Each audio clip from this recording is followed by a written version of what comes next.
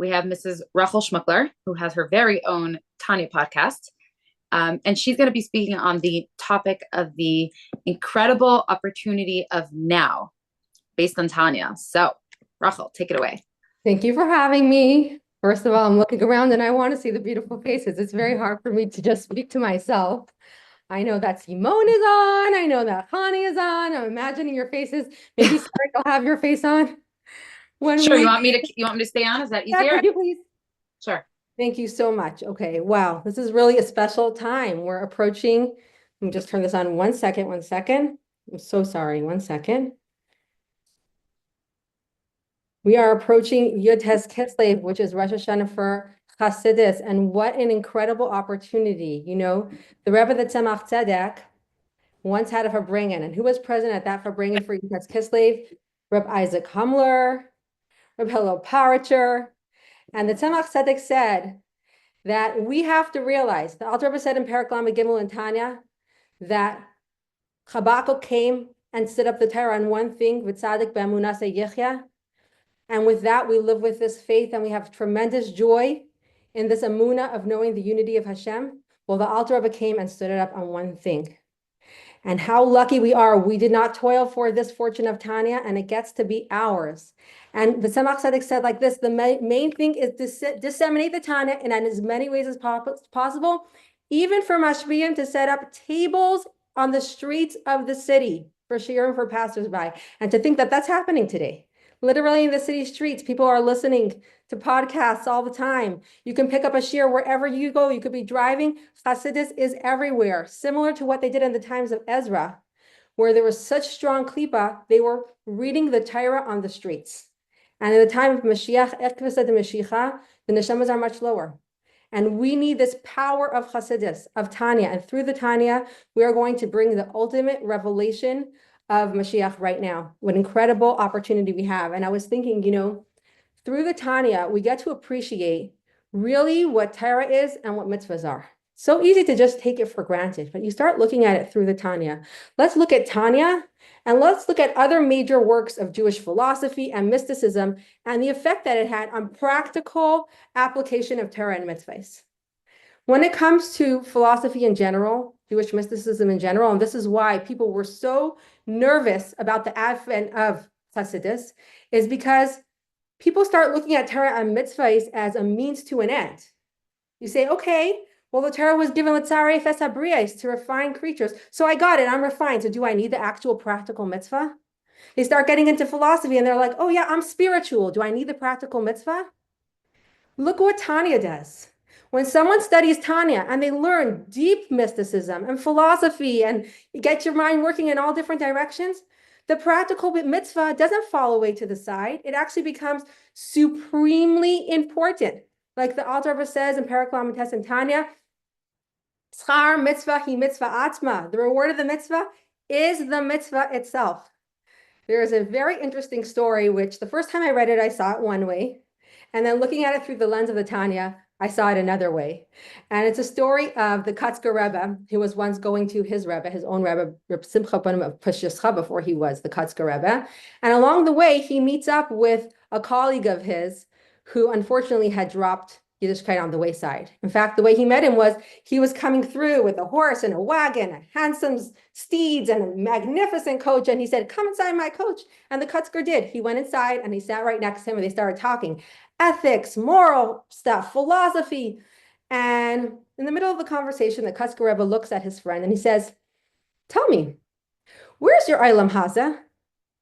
And he said, my Eilam Haza, what are you talking about? Eilam Haza is this world. My this world, look what I have. This is just my horse and my carriage. You see how magnificent they are, but you should see the way I live at home. I live like a king. And he said, no, that's your Eilam Haba. But where's your Eilam Haza? And the man was stunned. He thought about it and ultimately he did teshuvah. So the first time I heard that story, I was like, okay, he's telling him, hey, you're living it up now, but wait till you see what's coming. And then looking at it through the lens of the Tanya, start to realize something very different. He said like this is your Eilam Haba. What's Eilam Haba? It's a world of pleasure. Pleasure you can get in this world, in the next world. But there's something in Olam Hazeh, in this world, there's a this world experience you can't get in Olam Haba. You're giving up your Olam Hazeh. Don't lose out on the experience of a mitzvah. You know what a mitzvah is? A mitzvah is an opportunity that's available only in this world. It's a chance for essence to essence connection with Hashem. Why would you give up your Olam Hazeh? That's only available in this world. The Talmud says that the first word of the Aseret Dibros is Anaychi.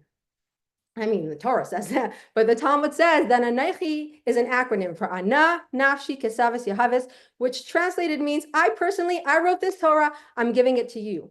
But Chassidus translates this very literally. Ana, me, Nafshi, my own soul, Kesavis, I have inscribed it, Yahavis, I have given it to you. Hashem says that in giving us the Torah, he has inscribed his very self, his own soul, and has given his self to us in giving us the Torah. Ana, nafshi, kesavis, yahaves. So I want to do right now is look at the incredible opportunity of a mitzvah, of Torah study, through different angles through the Tanya. Like let's look at Perek Dalet, where the Alter Rebbe tells us that this essence to essence experience is available only in this world. And he says like this, he quotes from Mishnah and Perek Yaves, Perek Dalet, that 1 hour of tshuva and good deeds in this world is worth more than all of the life of the world to come. Now, what does that mean? Let's figure out what the world to come is, right? Let's look at the same Mishnah. The same Mishnah says, 1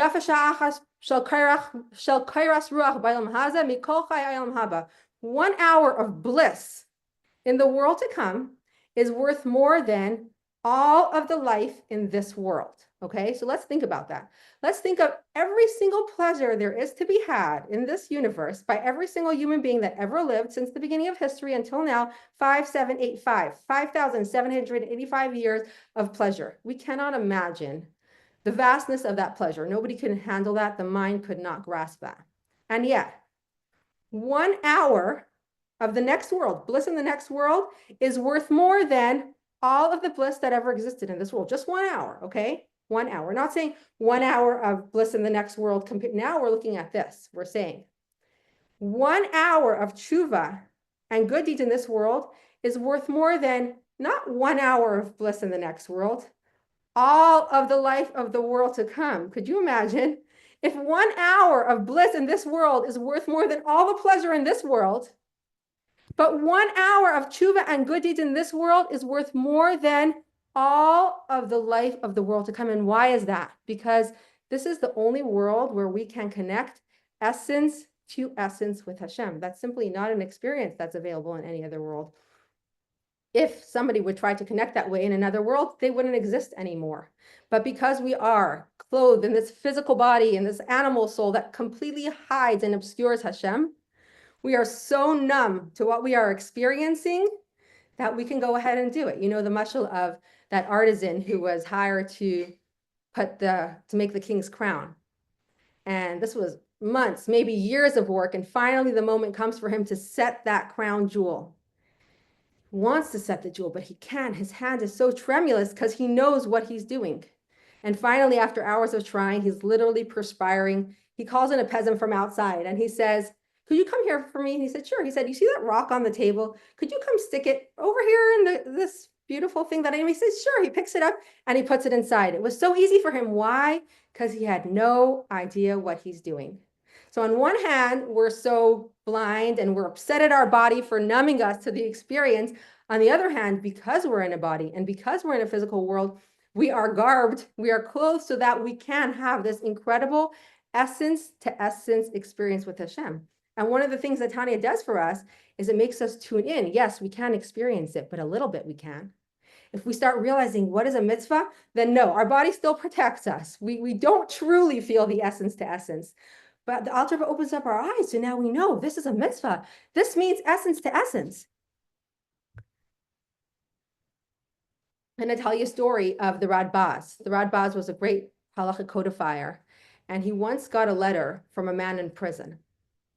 And the question was like this.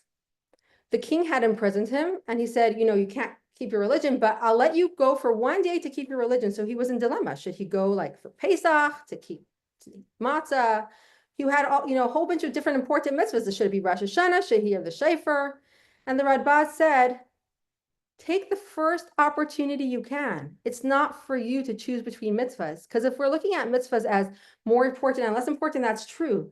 But from one angle, we need to realize that every single mitzvah is this incredible opportunity for essence to essence connection with Hashem. So here we just looked at the idea of essence to essence with Hashem. And now we're going to look at chapter 25, where the Alter Rebbe tells us that this connection is forever. And you could say, okay, I did a mitzvah. I had this essence to essence connection. We should understand that when we connect to Hashem, true, we're limited. We're in the confines of time and space.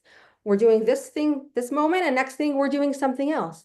We have to understand that that connection that we forged reached beyond the confines of time, reached beyond even the infinite, and connected to Hashem, who transcends all definitions, even being confined to the realms of time. The reason why Hashem is not confined to time is not because, practically speaking, he is eternal. No, he completely transcends the realm of time. And when we go ahead and we do a mitzvah, and our neshama connects to Hashem, that bond that we forged is forever. That never, ever goes away. And that's why the Rebbe says how important it is for us to encourage another Jew to do just one mitzvah, even if we think they may not do another mitzvah. What's the big deal? You say, just this week, like Shabbos counts. Oh, just this time, but tefillin. I mean, they're not changing. It doesn't seem they're going to become religious anytime soon. Are you pushing the one mitzvah? You know why we're pushing the one mitzvah? Because that mitzvah is forever. When a person does a mitzvah, they forge a connection with Hashem that never, ever goes away. The Rebbe in a Purim Farbrengen, Tafshin Tes Zayin, I would love to play it. I just don't know if I can. Could I? Oh, no, it's fine. You want to try to share screen, see if it works? Let me see if it works. I want to play the Rebbe saying, you have to hear. Take a second to load, so you could try to share screen and give it a minute. Okay, let me see 1 second. I'm coming back. Let me come back to here. Let me see here. Zoom. Okay, share. The host isn't allowing multiple presenters sharing. Oh, no problem. Okay. I wanted to play the Rebbe saying these words slowly and clearly at a Farbrengen. And the Rebbe says like this.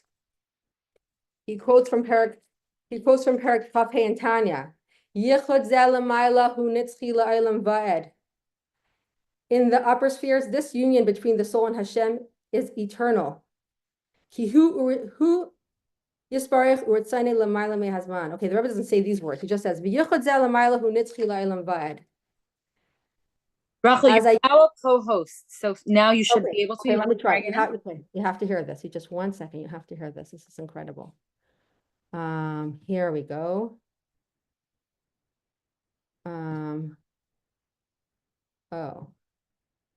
Screens. Let me see if I could do that. I'm going to start playing it and you tell me if you hear it.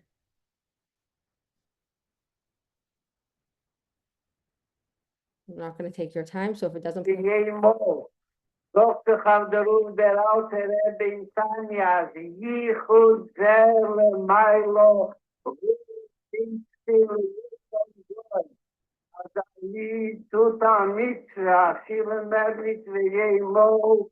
das eben bei dem Nebesten, das an Nebig gesagt, wo der Nebeste Tatskitzen der Mittel Jelo Wort auf an Nebigkeit. Were you able to hear that? Yes. Sorry, you heard that? Okay. Yeah, Isn't that amazing? The Rebbe says, Yid does a mitzvah just one time. This is an eternal thing that Hashem takes delight in forever. La'olam va'ed. And this is in stark contrast to the way people see things. There's a story of Reb Mendel Wächter, who was a Satmar Chassid who became Chabad. And in the beginning, it was he went through a lot of hardship. It wasn't something that he was supposed to be doing from his community. And he had to hide to come to the Rebbe's Farbrengen. It started out with a relationship with Reb Yoel, but he was not allowed to teach anything from the Rebbe. He was only supposed to teach things from the Alter Rebbe, and then Reb Yoel started to sneak in some. I mean, you can't understand the Tanya if you don't learn anything from the Rebbe. And then he started to say, well, this is from the Rebbe, and he started coming to the Rebbe's Farbrengens. But he couldn't just come to the Rebbe's Farbrengens because everybody's going to see him there. So he had to hide in the WLCC room where there was a hole and he can see, but of course nobody could see him. So one time there was a schedule for Farbrengen, and he wanted to come to the Farbrengen, but he was getting held up in his community because he had some interactions with the community Dayan. They had like a meeting, and after the meeting, the Dayan said, could you wait a little bit? I have to give you 14 cents. I owe you 14 cents change for something. So he makes a face like 14 cents, really? Like, please. So he said, why are you making light of 14 cents? 14 cents are not insignificant. You know what you can do with 14 cents? With 14 cents, you can betroth 14 women. Great. So, okay, so he goes to the Rebbe's Farbrengen. He's in that room where nobody sees him. And in the middle of the Sikha, the Rebbe stops. And the Rebbe says, a person can find 14 cents and can think, what is the value of 14 cents? 14 cents means 14 times tzedakah, which means 14 times connections with Atzmos Ein Sof Baruch Hu, the very essence of Hashem. How could we not see the value and significance in that? 14 cents, 14 times tzedakah, 14 times connection with the very essence of Hashem. And that's what a mitzvah is. A mitzvah is essence to essence connection like we visited, and a mitzvah is an eternal connection that never goes away. Now let's look at another concept in Tanya, what the incredible value of Torah and mitzvahs are, okay? And a number of times in Tanya, quite a number of places, the Alter Rebbe says that the Torah and mitzvahs is somewhere where there's no hester panim at all, absolutely no concealment of the countenance. So let's put that in contrast with the rest of reality, okay? What is reality? As soon as we say reality, it's already a trick word. It's a lie, because there is no other existence besides Hashem. The Baal Shem Tov teaches us that when we say Shema Yisrael, Hashem Elokeinu, Hashem Echad, Hear, O Israel, the Lord our God, the Lord is one, we're not saying just that Hashem is the only power, the only authority. Of course, Hashem is the one God. We're saying something more than that. We're saying that Hashem is the only existence. There is no existence besides Hashem. So as soon as we say existence, reality, we are already talking about creation. We're talking about something that hides the truth, that there's nothing else besides Hashem. And that's what the word olam means. Olam. Olam means a world. It's from helem, concealment. Anything that was created is a concealment of the truth that there's nothing else besides Hashem. And of course, that was by design, like the Alter Rebbe describes in Parak Lamed Vav and Lamed Zayin, about the creation of the world. Hashem wanted a home in the lowest realms. And the point is that he creates a realm that is so obscure to the truth that there's nothing else besides Hashem. And us created beings break through that veil, come to recognize him and manifest him. And actually, this will be his home. The lowest place, that's this world, where it's even possible to deny Hashem, is going to expose him and manifest him and be a home for him. Okay, so all creations, even the upper world, as soon as it's called olam, as soon as it's called olam, a world, automatically it means it's hiding the truth. There's one existence, and that's Hashem, and this is something that hides that truth. Anything that says I, the second you say I, the second you say there is, okay, that's it. There's something wrong with that. There's really nothing else besides Hashem. So what does it mean when the Alter Rebbe says that Torah and mitzvahs ein shum hester panim klal, there is no concealment of the countenance at all? It means that in contrast to all of reality, this is a breakthrough reality. Everything else hides Hashem, and in this place of Torah and mitzvahs, Hashem actually exposes himself. There is nothing about Torah and mitzvahs that say I, a separate agenda. No, it's pure exposure of the divine will and wisdom. So think about, God forbid, a world without Torah and mitzvahs. You know what that means? That means a world, something that hides Hashem with no possibility of exposure of the Creator. Torah and mitzvahs is that place where Hashem not only doesn't hide, but he exposes and manifests himself. Okay, think about that for a minute. When we study Torah, when we do a mitzvah, we're entering into this breakthrough reality that exposes Hashem and reveals the truth that there is nothing else besides him. I mean, I think every time we study Torah and every time we do a mitzvah, if we have these ideas in mind, you're going to want to dance. You're just going to go crazy. It's like, oh my gosh, me? Who am I? A dark, dingy creature, like the Rambam writes, lowly, and here I get to manifest Hashem, connect with Hashem in his very essence. This is wild, okay? So we looked at Parak Daled where we talked about the essence to essence connection. We looked at Parak Chaf Hey where we talked about that this connection is forever. We looked at the experience of Torah mitzvahs where there's no Hester Panim. And now let's look at the idea of besides the own impact for ourselves, okay? So we're talking about the impact for ourselves, our own connection with Hashem. Soul connects essence to essence. And yes, we're doing Mitzvahs, and we're getting another Yid connected to Hashem, and that's forever and ever, that we get to experience this crazy breakthrough reality of Torah and Mitzvahs where Hashem exposes himself. And let's look at Perek Lamed Zayin, which really so much of the Rebbe's Torah is rooted in Perek Lamed Zayin, where the Alter Rebbe explains to us that the future to come is not divorced from our reality, but we're actually creating that future right now by drawing down through Torah and mitzvahs, taking this world that hides Hashem, using it to manifest him. The mitzvah is the redemptive reality, which is currently creating that experience. The Alter Rebbe explains to us that when we do a mitzvah, we are taking, first of all, our animal soul, which comes from the klipas nega, a reality that hides Hashem. Okay, so that's the obscuring husk, the luminescent obscuring husk. And when that powers the mitzvah, we are elevating our animal soul. Okay, so one thing we're doing, right now, this is hiding Hashem. We're taking it to not hide Hashem, to manifest Hashem. It's elevated to holiness, our animal soul. Okay, but it doesn't stop at the animal soul. How does the animal soul have energy? The animal soul lives in the blood, and it gets its energy through the food and the drink. Okay, so now, when we do Torah and mitzvahs with our energy, we're elevating our spiritual animal soul, that spiritual self that comes from Klipa. We're elevating all the food and drink that it took to give it the energy, but it goes much more than that. How did that food and drink come about?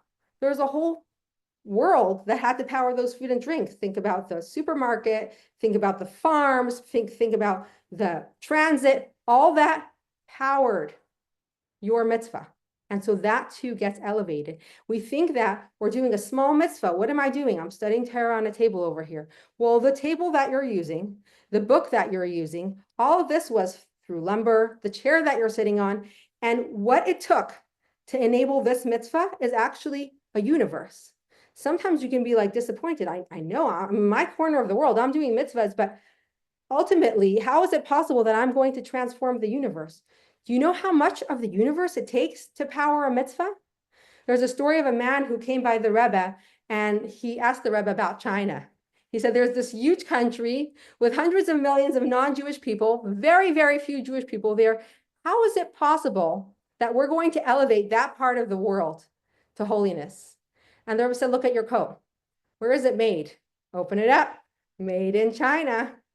Well, when a Yid goes out on a cold winter night to study Torah or do a mitzvah, then everything that it took to manufacture that coat is elevated. So think about the factories, think about the textiles, think about the food and drink that the people in the factory had to eat. All of that is elevated in the act of a mitzvah. So visiting everything that we looked at about the connection essence to essence, and that the connection is forever, and that Hashem exposes himself in Torah mitzvahs, and that we have a chance to literally take this world which hides Hashem and use it to manifest him. If we just sit with that for a minute, close our eyes and think about it, the mitzvahs that we do will be permeated with so much joy.